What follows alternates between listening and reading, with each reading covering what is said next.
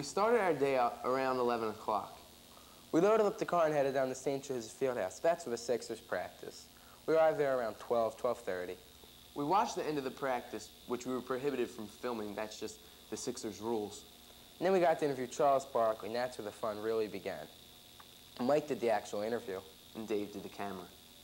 Hi, I'm Mike Blumberg from St. Joe's Fieldhouse with Charles Barkley of the Philadelphia 76ers. We're going to talk for a little while. Charles, now that you have a wife and a baby, is life on the road even harder than it had been in the past? Well, I don't think it's really that hard. Obviously, I miss my wife and my daughter, but we're not really gone that much. You know, the people think we're gone a lot, but a couple times a year we go away for about 10 to 14 days. But other than that, we're never gone more than 3 or 4 days at a time. So I still get to spend a lot of time with my wife and daughter. Okay. Whenever people talk about the MVP award, your name is always mentioned. How do you feel about that, and how much of a goal is the MVP for you? Well, it's not really a personal goal of mine because I don't think there's no way you can distinguish the MVP, because I think if you look at the players around the league, there are so many great players. I don't think it's fair to say Michael Jordan is better than Magic Johnson or Karl Malone or Patrick Ewing. I think the MVP award is kind of blown out of proportion. Okay. With Rick Mahorn now on the Sixers, do you think that maybe they'll become the new bad boys like the Pistons did? No, not really. I think Rick is very good at intimidating. He works hard, and he's a great defender. I think that's his biggest asset. He plays a tough, intimidating type game, and he's been a great asset to the team. I don't think we're as good as the Detroit Pistons, night in, night out, so I don't think we can become the bad boys. All right, we've been able to read all about the bet with Mark Jackson in the papers. Let us hear your story. What really happened? Well, you know, I think the whole thing's been blown out of proportion. Me and Mark kidding around, we betted some imaginary money. The bet was never paid from last year in the playoffs. And it's just really not a big deal. But, you know, you have a lot of simpletons in the world who assume guys are betting no games. So it's just very unfortunate. Okay, and about the rivalry with the Knicks, what's your feelings about that? Well, I think it's going to be a great ride because they're a very young team, and we're pretty much a young team, and it just takes it's a lot of fun to play them. And I enjoy playing against them up in New York. They got a great crowd there, and I enjoy playing them in Philadelphia. We're so close together. We're both fighting for the Atlantic Division crown. So it's going to be fun playing those guys for the next few years. Okay, well, thanks a lot. My pleasure. While waiting for our next interview, you got a glimpse of some of the Sixers fooling around.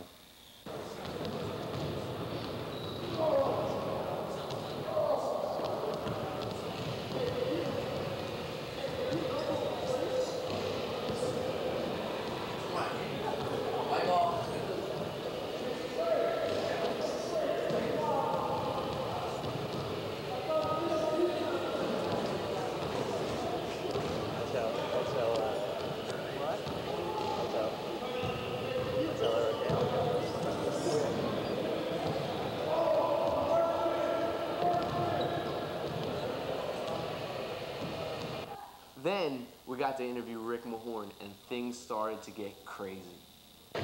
Hi, I'm Mike Blumberg from St. Joe's Fieldhouse here with tough guy of the NBA, Rick Mahorn. Rick, you were the foundation of the bad boy image in Detroit. You think maybe you could bring that to Philadelphia? Not with Curly and Mo. Get out of here, Charlie. This is Charles Barkley. This is Rick Mahorn. This is Charles Barkley, your roving reporter. Mr. Mahorn, have you ever been to Plymouth White Marsh High School? No, I haven't. It seems like it has some pretty good students there. They're very aspiring sportscasters. Well, they didn't send us any good students. They sent us these three guys. They sent us these three guys. One's a teacher. And which one of you guys lost the bet? And we got these two guys. I think he lost the bet. The guy with the funny sneakers. He's got a perfect face for radio, doesn't he? Exactly. He's got a perfect radio face. He's got exactly. Oh, excuse me. Who is this here? Michael? Yes. Michael who? Blumberg. How old Blumberg. Yeah, how old are you? I'm 15. 15? Nice haircut. You think about Nice haircut. You get a free hat with that? Wait a minute, let's see. Get some size. Scissors. You only 15? Yes. You got a girlfriend? Not have no Why? girlfriend. Why you have a girlfriend? I don't know. Y'all not allowed to This is date for at his Plymouth girlfriend. White Marsh? Oh, we're allowed. You are? Yeah, we're. You got any sisters? Yeah, I have a sister. How does she look? How old does she look? How old is she? She's 18. How does she look? People tell me she looks good. Can she go out with Now, me? if she wasn't your sister, would you Can we date go? her? Yeah. If she wasn't your sister, don't lie. She's not a Bow Wow, is she? No, Okay. Okay. You got the pictures on you? not let's on me. check No. out. She a Bow Wow. You got some money? If You got some money? If she's pretty, he carry a picture. Just kidding around. Just kidding around, sis. We just kidding. Just having fun. Just kidding about your sister. Okay. No, he's not. Okay, let's go. All right. This year, your numbers have greatly improved as compared to past seasons. What do you give credit for that to? I give credit to just being with a team that's more, does more inside basketball work than outside. I was with a team with the Pistons where they were outside-in team, which they shot outside and looked inside later. But now since we're playing inside-out, which is a lot better. Okay.